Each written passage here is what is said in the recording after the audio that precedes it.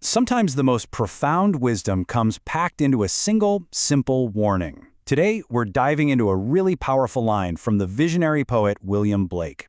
It's a phrase that acts as a guide for living a vital, dynamic life and as a serious caution against the poison of standing still. Expect poison from the standing water. Now, on the surface, that seems pretty straightforward, right? A murky pond, a puddle left too long.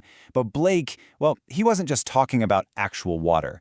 He was giving us a key to unlock a deep philosophy about life, about our own psychology, and even about the very structure of society. So what's really going on here? Blake is using water as this incredible metaphor for the human condition itself. It's about a fundamental choice we all face, a choice between motion and decay. And right here, you can see Blake's entire worldview laid bare. For him, life is energy. It's perpetual motion. The flowing water is pure because it's active, because it's constantly moving and engaging with the world. But standing water? That just festers. It becomes a breeding ground for decay, for corruption, and ultimately, for poison. And this really gets to the core of the danger. So often, we think stillness is safety, right?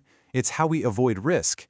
But Blake argues the exact opposite. He warns that refusing to move, refusing to evolve, isn't safety at all. It's a slow act of self-poisoning. It's a spiritual and intellectual decay that happens when we don't let things circulate. Okay, so that's the big idea. But how does this translate to what's going on inside our own heads? What does this poison actually look like from a psychological point of view? Blake gives us another major clue right here. He believed our inner world, our desires, our creativity, what he called our poetic genius, is a form of energy. And when we refuse to act on it, that energy doesn't just vanish. Nope. Just like standing water, it turns sour. It festers. It breeds pestilence. This leads to some very real, very specific psychological poisons. When our inner energy gets blocked, it can curdle into resentment and bitterness. It can even show up as mental illness. But the ultimate result? Well, that's the greatest tragedy of all. A wasted life. Poisoned from the inside by all the potential that was never allowed to flow. So here's the key takeaway for our own mental well-being. According to Blake, dynamic growth isn't just some nice idea, it's a psychological necessity. Constant movement, both in our minds and in our actions, is really the only way to maintain a healthy, whole psyche.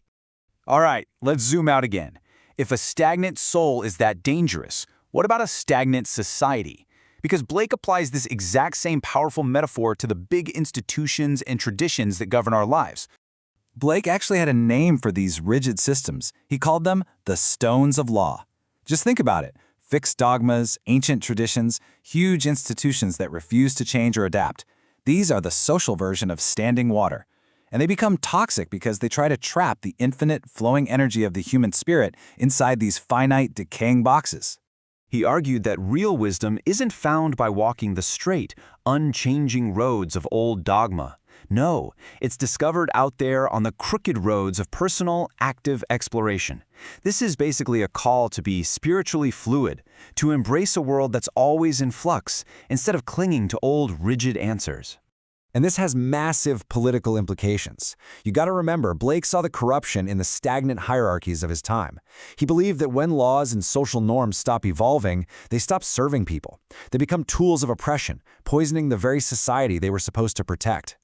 So, if stagnation is the poison, what's the antidote? For Blake, the answer is beautifully simple: motion. Constant, vigorous, creative motion isn't just a good idea, it's a moral imperative.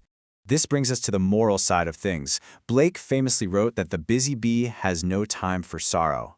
He draws this sharp contrast between the idle, who stagnate in vice, and the active, who find purity through exertion. It's just like the river. It stays pure through constant motion. The creative soul avoids decay through constant work. We could actually boil this down into a pretty powerful three-step philosophy for life. Step 1. Reject the illusion that stillness equals safety. Step 2. Embrace what Blake calls creative exertion, that purifying fire of making things, of doing things. And step 3, find your virtue and your vitality in perpetual motion. So, let's bring this all together.